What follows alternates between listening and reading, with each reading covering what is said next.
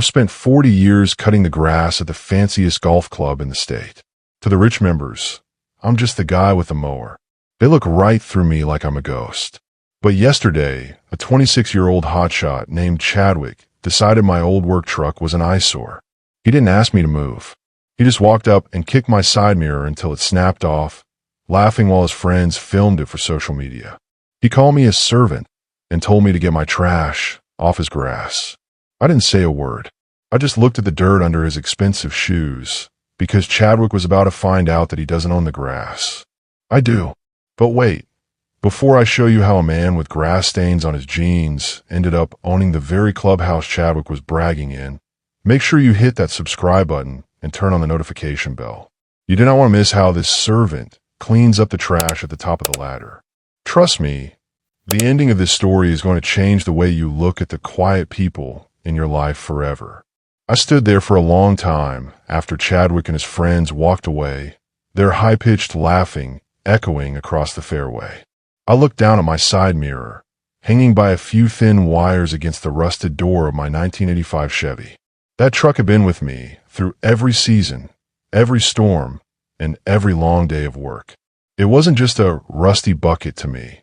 It was the truck my father used to teach me how to drive on this very land back when I was just a boy. Chadwick didn't see any of that. He just saw something old that didn't fit into his perfect, shiny world. He thought that because he had a black credit card and a car that cost more than a small neighborhood, he could just break things and people whenever he felt like it. He thought I was nothing because I didn't have a title or a suit. I wiped a smudge of grease off the hood of my truck and took a deep breath. My hands were shaking, but it wasn't from fear. It was from the kind of anger that sits quiet and cold in your chest for a long time before it finally boils over. For 40 years, I had played the part. I arrived at 5 a.m., I kept the greens looking like velvet, and I stayed out of the way. I watched these people live their lives, heard their secrets, and listened to them talk about status like it was the only thing that mattered in the universe. I remember when Chadwick first joined the club. He came in about 6 months ago, throwing money around like it was confetti. He bought the most expensive locker, tipped the bartenders $100 bills just to show off, and treated the caddies like they were footstools. Everyone in the clubhouse loved him because he was vibrant and successful. They didn't see the way he spoke to the kitchen staff when his steak was 5 minutes late. They didn't see the way he looked at someone like me, as if I was a bug he was waiting to squash. I walked back to my maintenance shed, the one hidden behind a thick line of oak trees, so the members don't have to look at the ugly tools. The shed was quiet, smelling of gasoline, cut grass, and old wood. I sat down at my small, cluttered desk and looked at a photo pinned to the wall. It was a picture of my dad standing on the same land, back when it was just a big, empty field of weeds and dreams. My dad was a smart man. He wasn't rich in money, but he was rich in foresight. He knew that the city was growing and that people would eventually want this beautiful valley for themselves. When the original founders of the golf club approached him in the early 80s, they were desperate. They had a vision for a world-class course, but they didn't have enough capital to buy the land outright.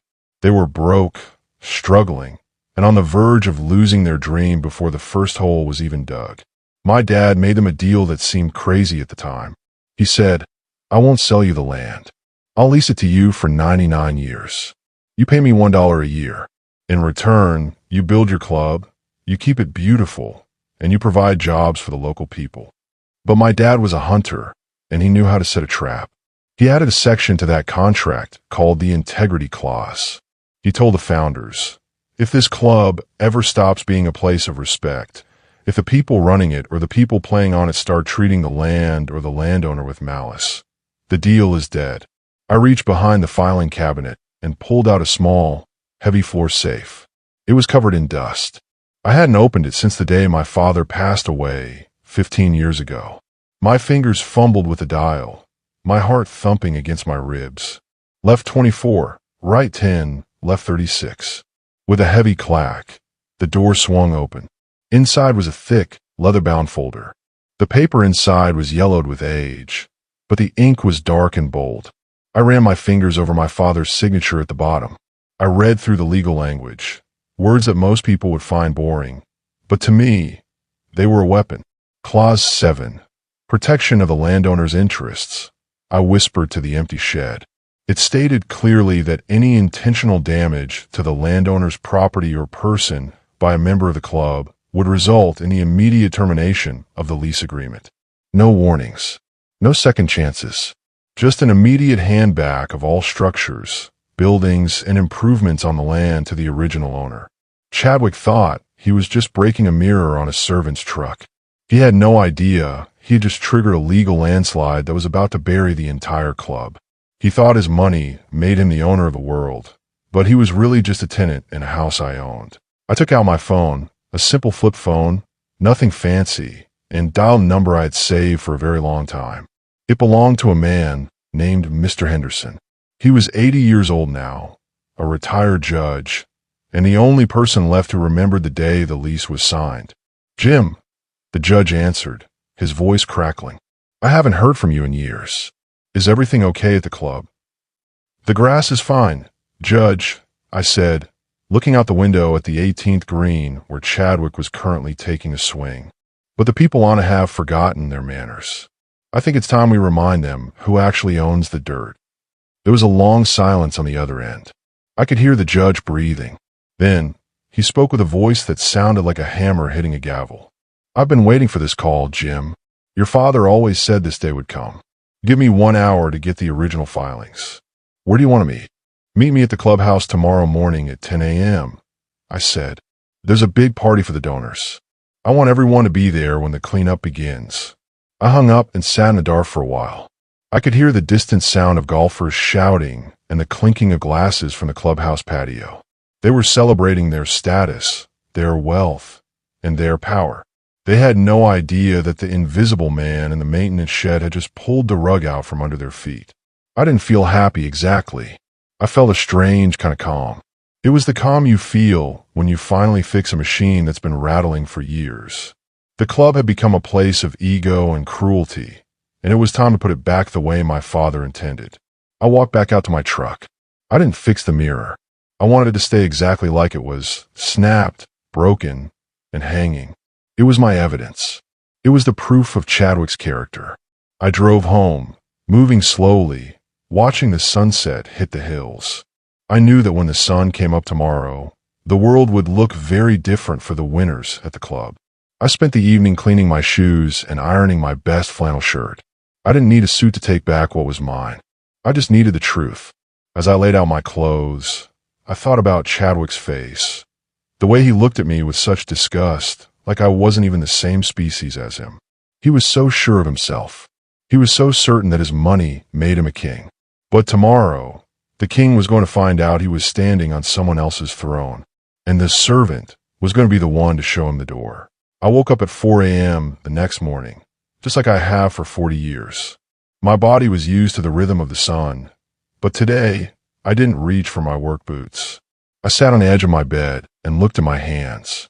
They were calloused, stained with the green of 1,000 mowed lawns and the gray of engine grease. Those hands had built a life of quiet dignity, but today, they were going to be the hands that signed the papers to end a dynasty. I drove my beat-up Chevy toward the club for the last time as an employee. The broken mirror rattled against the door with every bump in the road, a constant clicking sound that reminded me of Chadwick's mocking laugh. When I pulled up to the service gate, the young security guard, a kid named Toby who I'd shared many cups of coffee with, looked at my truck and gasped. "Jim, what happened to your mirror?" he asked, stepping out of his booth. "Did a deer hit you?" "No, Toby," I said, looking him straight in the eyes. "A different kind of animal did this. One that thinks he's too big for his cage." I parked the truck right in the middle of the circular driveway in front of the main clubhouse. This was the valet-only zone, with the Porsches and Ferraris lined up like shiny toys. Usually, I'd be scolded for even driving my truck near here, but today I didn't care. I turned off the engine, pulled the leather folder from the seat, and stepped out. The clubhouse was already buzzing. It was Founders Day, the biggest event of the year. There were white tents set up on the lawn, mountains of shrimp on ice, and waiters in white gloves carrying trays of champagne. The who's who of the city was there. Men in pastel-colored pants and women in sun hats were laughing, talking about their stocks and their summer homes. And right in the center of it all was Chadwick. He was wearing a bright white suit that made him look like he belonged on a yacht. He was surrounded by a group of younger members, holding a glass in one hand and gesturing wildly with the other. He was probably retelling the story of how he put the old man in his place the day before. I could see the way he threw his head back when he laughed, so full of himself that he didn't even notice me walking up the stone steps toward the patio. I stood at the edge of the crowd for a moment, just watching. It's amazing how much people reveal about themselves when they think nobody important is looking. I saw the way the club president, a man named Arthur Sterling, was fawning over Chadwick. Sterling was a man who cared about one thing, the bottom line. As long as Chadwick was writing big checks for the club improvement fund, Sterling would let him walk on water. I saw the judge pull up in his modest sedan. He stepped out, carrying a briefcase that looked like it had seen as much history as he had. We made eye contact across the lawn. He gave me a single, slow nod. The wheels were in motion. I walked toward the center of the patio. As I got closer, the conversation started to die down. People noticed a guy in the flannel shirt and work jeans standing in the middle of their party. It was like a smudge of dirt on a white silk dress. Chadwick was the first to speak. He turned around, saw me, and a slow, nasty grin spread across his face. He whispered something to his friends, and they all chuckled. "Well," Chadwick said, loud enough for everyone to hear, "if it isn't the ghost of Christmas past. What's the matter, old man? Did you come to ask for a donation to fix your junk heap of a truck? I thought I told you to stay in the shed." Arthur Sterling, the president, hurried over, looking embarrassed. "Jim, what are you doing? This is a private event. You know the rules. Please, go back to the maintenance area immediately. We'll discuss your incident later."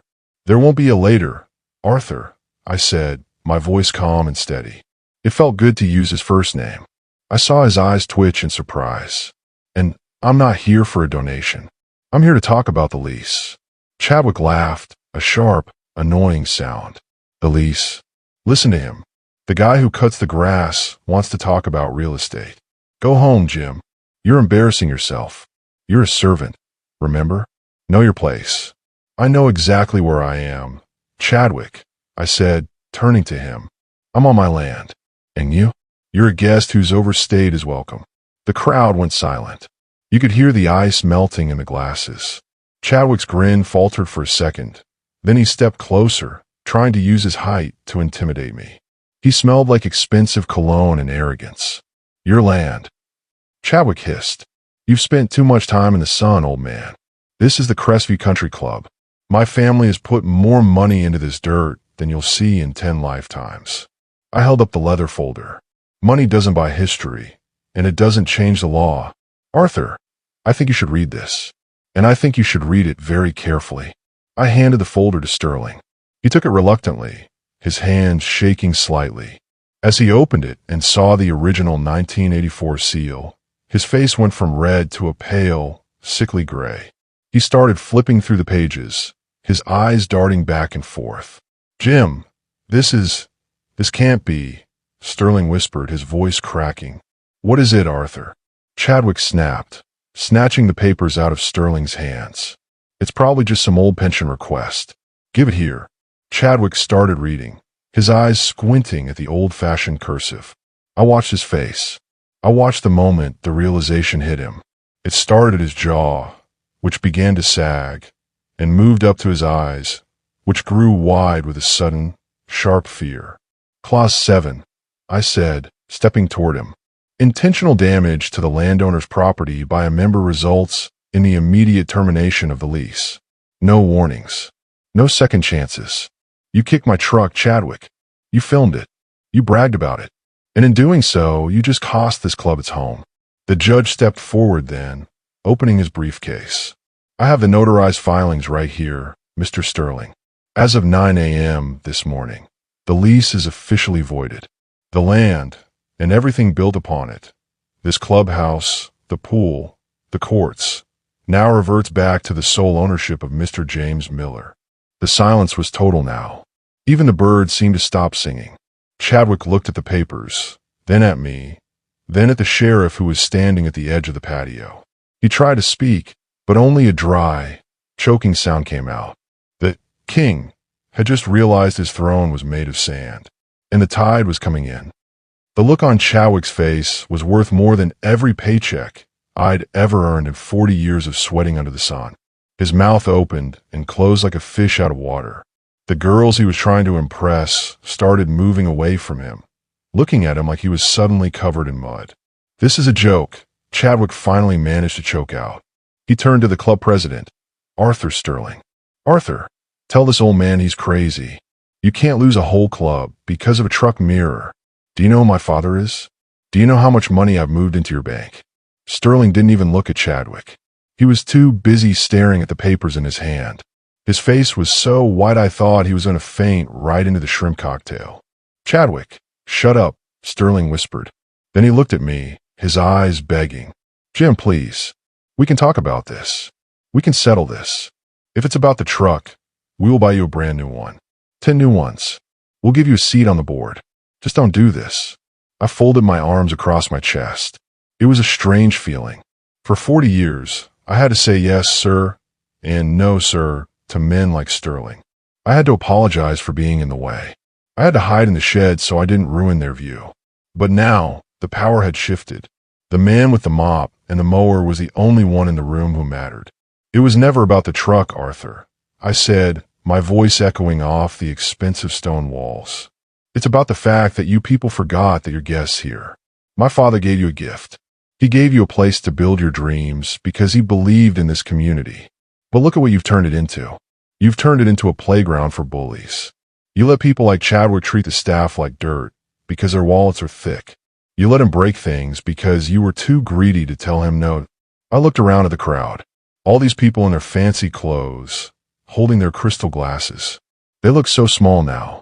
You think because I have grease on my hands that I don't have a brain. You think because I'm 60 and drive an old truck that I'm expired. Well, the lease is what's expired today. The judge stepped forward, clicking his briefcase shut. The sound was like a gunshot in the quiet air. "Mr. Miller is correct. The contract is very clear. The 99-year lease had a character and conduct clause. By allowing a member to assault the landowner and destroy his property without immediate expulsion and repair, the club has defaulted. The ownership transition is effective immediately." Chadwick finally snapped. He lunged toward me, his face twisted in a red mask of rage. "You're not taking anything from me, you old goat. This is my club. I pay for this." He didn't even get close. The sheriff, a man I'd gone to high school with, stepped in front of me and put a heavy hand on Chadwick's chest. "Easy there, son. You're on private property now, and the owner didn't invite you." "Private property?" Chadwick screamed. "This is a public membership club." "Not anymore," I said, stepping closer to him. I was shorter than him, but in that moment, I felt 10 feet tall.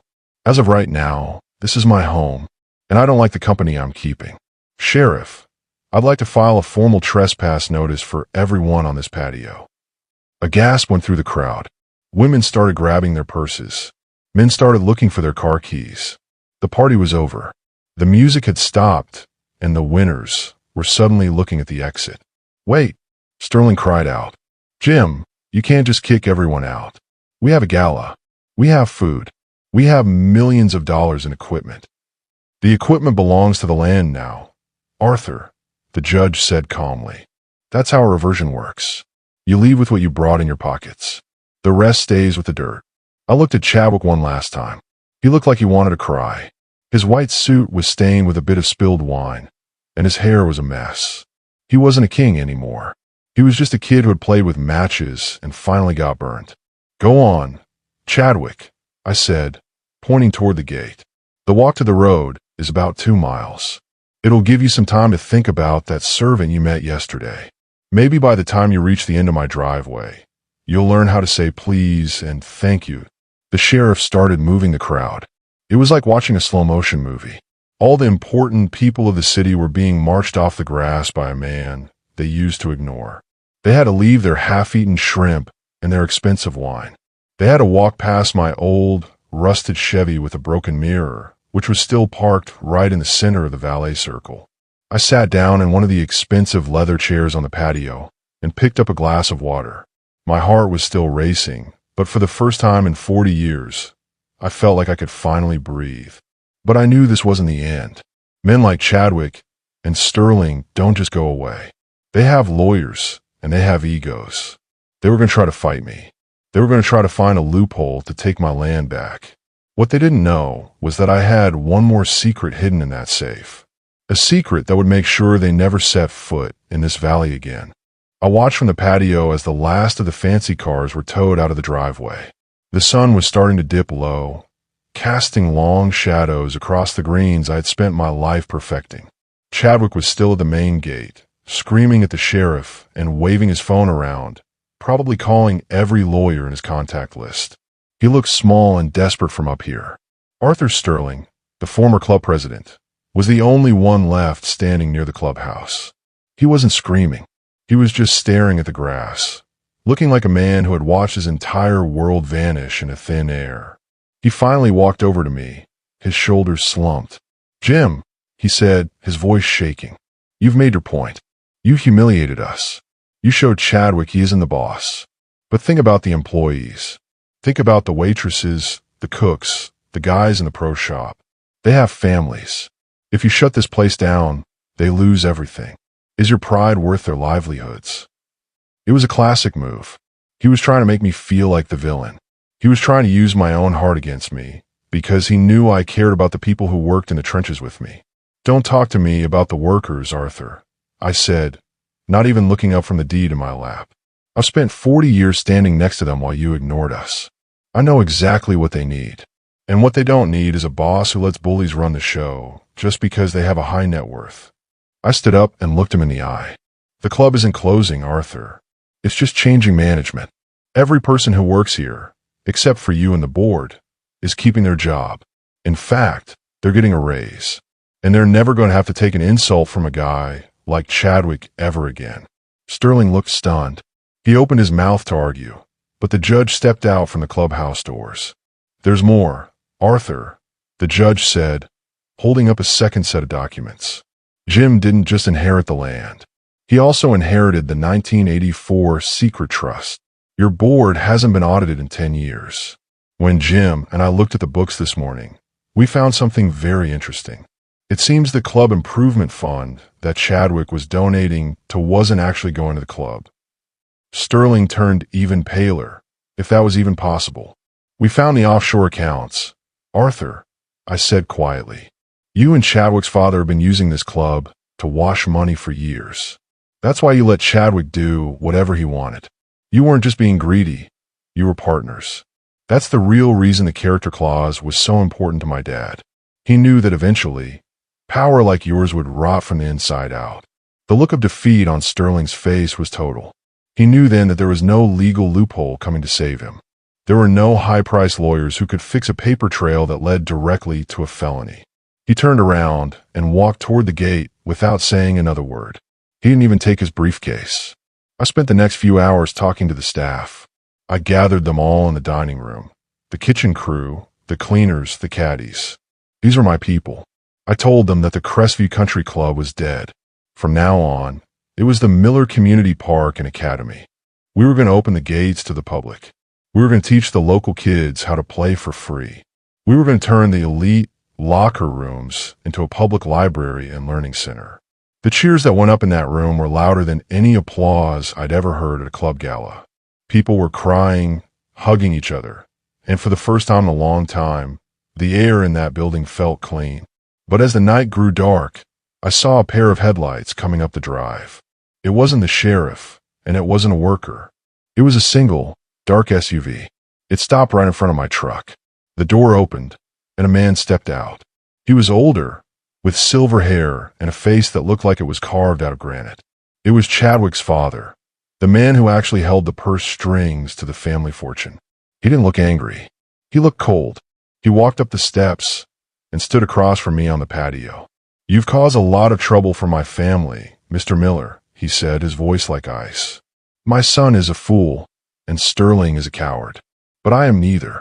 You think you've won because you found some old papers?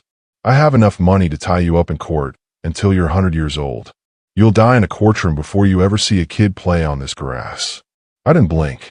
I just reached into the leather folder and pulled out the very last page, the one I hadn't even shown the judge yet. "You should have taught your son better manners, Mr. Vance," I said. "And you should have read your own partnership agreements more carefully. Because there's one thing you forgot about this land." I handed him the paper.